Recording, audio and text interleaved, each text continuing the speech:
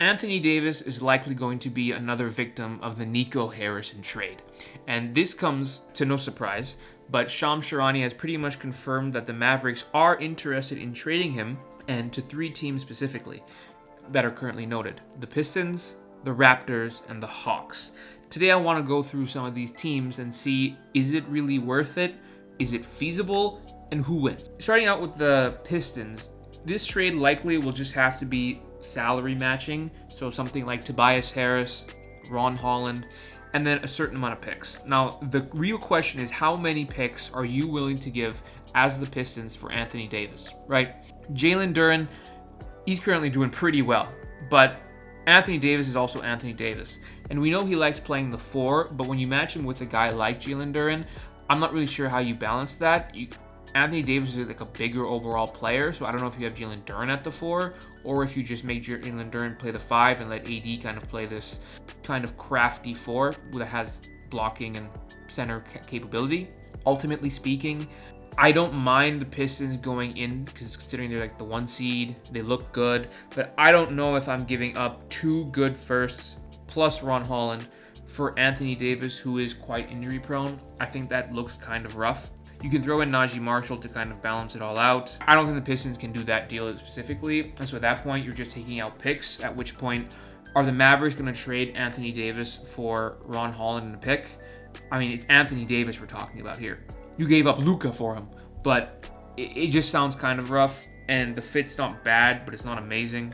I just do think that as much as AD with Cade sounds amazing, and that's the key part, is I think the Pistons would like to have that duo. I just don't know if either side can come to a point where they both benefit ideally. Moving on to the Hawks, I think this is something that you can really look at as beneficial, as the Hawks have a few valuable draft picks. Ultimately though, I don't know what you're giving them, because do you believe the Hawks are going to give the Pelicans pick to the Mavericks? I don't think so. I don't think the Hawks are looking at what is likely going to be, especially with AD gone, a top 3 to 5 pick and go, yeah, we're going to give that to Anthony Davis plus whatever we need on top of that with salaries. Also, the Hawks have Kristaps Porzingis. You put AD there, I guess that's your duo. You know, that's AD can play the 4, but both of them are injury prone. Both of them at least AD could space the floor in the past, but he doesn't really do that anymore. It's not bad on paper, but I don't know how much I trust that. They also have Onyeka Okongwu. I don't know how that overall fits. It's not a bad fit, but then also it's like, how do you make the money match? Are you throwing Trae Young in there? I don't think so, but maybe.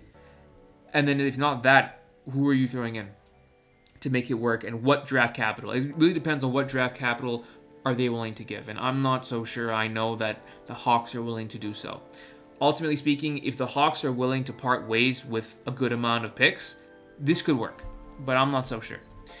Lastly, the Raptors, I don't like it. I think the Raptors are on an overachieving run, and I just think if you throw in RJ Barrett, IQ I don't think is that valuable of a player anymore considering how long his contract is.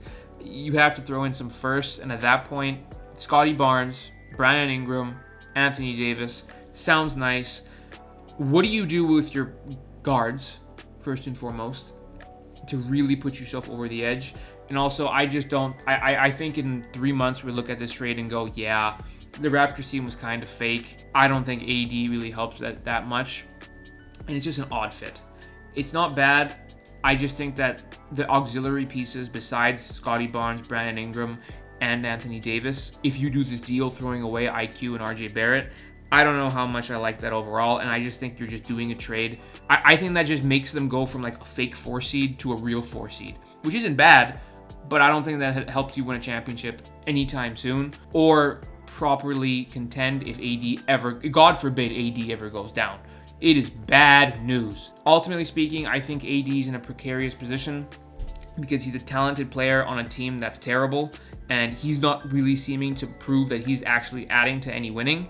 But we know who he is, but we don't know what value he has with the injuries and with the inconsistent play so far this season. I don't know how the Mavericks either have to accept that they're not getting what they want and accept pennies on the dollar, or they need a team to overpay, and I don't know which team's going to actually do that. Thank you guys for watching, and thanks for listening.